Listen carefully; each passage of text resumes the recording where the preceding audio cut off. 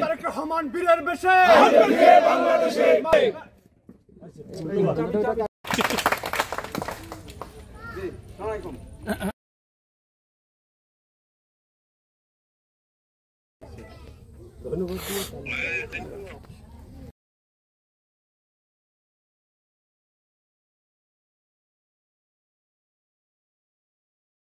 تقبل منا إنك أنت السميع العليم وتب علينا مناديا ينادي للإيمان أن আমাদের দিকে তাকিয়ে আমাদের প্রত্যেকের জীবনে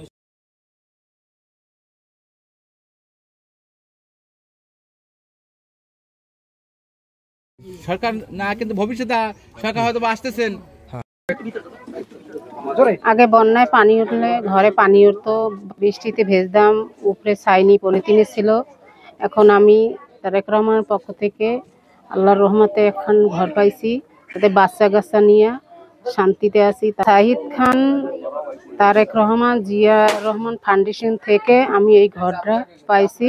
আমি অনেক শান্তিতে আছি, আমি খাইয়ে থাকি না খাই থাকি, আমি ভালো আছি, তারে আমি ধন্যবাদ জানাই। এই ঘরটি এখানে আমরা অনেক আগে একবার এসেছিলাম, তখন এই ঘরটি পলিথিনের ছাউনিতে ছিল এবং তারা এখানে বৃষ্টি যখন আসতো তারা খুবই সারা বৃষ্টি বাহিরে থেকে ভিতরে পড়তো, এই একটা অবস্থা, দুর্বিষহ জীবনযাপন এরা করেছে।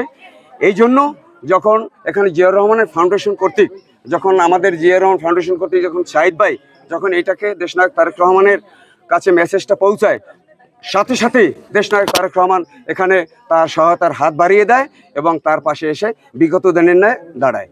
রহমান স্যার এটা উপহার হিসাবে শাহিদ খান ভাইয়ার মাধ্যমে বাস্তবায়ন করেন এবং আমরা যখন এটা পর্যবেক্ষণে আসি, প্রথমে পর্যবেক্ষণে এসে দেখি তখনও বৃষ্টি ছিল, ঘরের মধ্যে পানি পড়ছিল, ঘরের ফ্লোরে কাদা, মেঝোতে প্রচুর কাদা হচ্ছিল এবং পলি দেওয়া, ঘরের ছাউনি ছিল না, ঠিকমতো বেড়া ছিল না। এই মহিলা খুব অভাব অথম ছিল, কিন্তু সে ঘর ছিল না, বৃষ্টি নামলে ভেজতো, মানের গায়ে দৌড়ে যাইতো। তারপর অনেক ই করে দেশের এই গ্রামের অঞ্চলের যারা ছিল তারেক ভাইয়েরই, তারা এই ঘরটা নিয়ে দিছে। সে এখন সুখ শান্তিতে আছে, ছেলে মেয়েদের নিয়ে খুব শান্তিতে আছে। এই ঘরটি ছিল একেবারেই হচ্ছে যে ছাউনি ছাড়া, বৃষ্টি আসলেই ঘরে পড়তো, কেঁচো সাপ বলে সব কিছু এই ঘরের মধ্যে এক জায়গায় বসবাস করতে হতো তাদেরকে। খাওয়া দাওয়া ঠিক ছিল না, ঘরে বসে করতে পারতো না। এখন আপনারা দেখতে পাচ্ছেন ঘরটি একটি আধা পাকা ঘর হয়েছে, এখন তারা পরিবারে সন্তুষ্ট।